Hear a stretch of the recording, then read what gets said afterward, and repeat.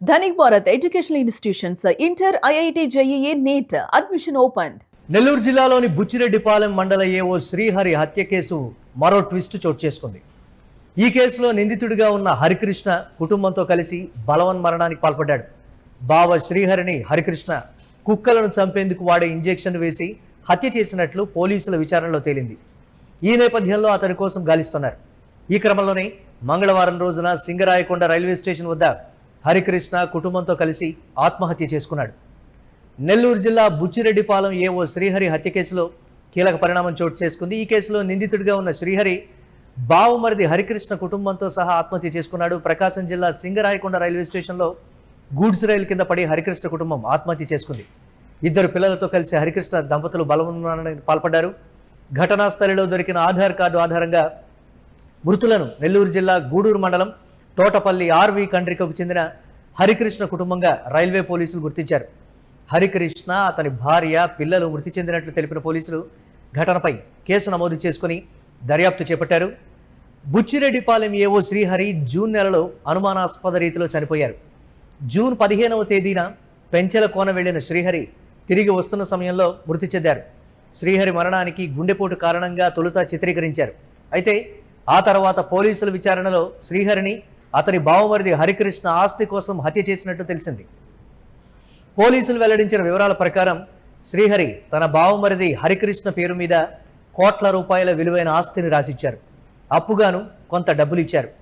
ఇటీవల కొత్త ఇల్లు కట్టుకోవాలని భావించిన శ్రీహరి ఇచ్చిన ఆస్తిని, డబ్బు తిరిగివ్వాలని హరికృష్ణను కోరారు. అయితే బావకు ఆస్తిని తిరిగివ్వడం ఇష్టం లేని హరికృష్ణ బావ అడ్డు తొలగించుకుంటే ఆస్తి తనకే ఉంటుందని ప్లాన్ వేశాడు.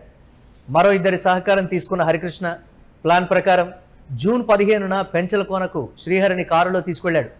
తిరిగి వచ్చే సమయంలో చేజర్ల మండలం సమీపంలో కారును ఆపారు. ప్లాన్ ప్రకారం అప్పటికే అక్కడ ఉన్న రవీంద్ర, యానాది అనే ఇద్దరు వ్యక్తులు కారును ఆపగానే శ్రీహరిని గట్టిగా బంధించారు. ఆ తర్వాత కుక్కలకు చంపేందుకు వాడే ఇంజెక్షన్లను శ్రీహరికి వేశాడు హరికృష్ణ. దీంతో శ్రీహరి గుండె ఆగిపోయింది. బావ శ్రీహరి గుండెపోటుతో చనిపోయాడంటూ సొంతూరు మినగల్లుకు తీసుకొచ్చాడు హరికృష్ణ. శ్రీహరి మరణంపై కుటుంబ సభ్యులు కూడా కంప్లైంట్ చేయలేదు. ఆధారాలు దొరకకూడదనే ఉద్దేశంతో హరికృష్ణ శ్రీహరి మృతదేహాన్ని పూడ్చవలసి ఉన్నప్పటికీ కాల్ చేశారు. అయితే ఇటీవల శ్రీహరి మిగతా ఆస్తిని కూడా తనకు రాసివ్వాలంటూ హరికృష్ణ గొడవ పడడంతో శ్రీహరి భార్య లావణ్య ఎస్పీని కలిసి కంప్లైంట్ చేశారు. ఈ నేపథ్యంలో డీఎస్పీ ఆధ్వర్యంలో దర్యాప్తు జరపగా ఆస్తి కోసం బావకు కుక్కల మందు ఇచ్చి చంపేసిన దారుణం వెలుగు చూసింది. శ్రీహరి హత్య కేసులో హరికృష్ణకు సహకరించిన రవీంద్ర, యానాదిలను పోలీసులు అరెస్టు చేశారు. హరికృష్ణ కోసం గాలిస్తున్న సమయంలో అతను సింగరాయకొండ రైల్వే స్టేషన్ వద్ద కుటుంబంతో కలిసి ఆత్మహత్య చేసుకున్నాడు. మరోవైపు ఏవో శ్రీహరి హత్య కేసును సరైన కోణంలో దర్యాప్తు చేయకపోవడంతో పాటు పక్కదోవ పట్టించారనే ఆరోపణల నేపథ్యంలో బుచ్చిరెడ్డిపాలెం పోలీస్ స్టేషన్లో పనిచేస్తున్న 23 మంది సిబ్బందిని ఎస్పీ బదిలీ చేయడం ప్రాధాన్యం సంతరించుకుంది. అలాగే సిఐ మాతంగి శ్రీనివాసరావును వీఆర్కు పంపిస్తూ ఎస్పీ ఆదేశాలు జారీ చేశారు. స్థానికుల సమాచారం ప్రకారం గూడ్స్ రైలు వచ్చే వరకు హరికృష్ణ కుటుంబం 2వ ప్లాట్ఫామ్పై ప్రశాంతంగా కూర్చొని మాట్లాడుకున్నట్లు తెలుస్తోంది.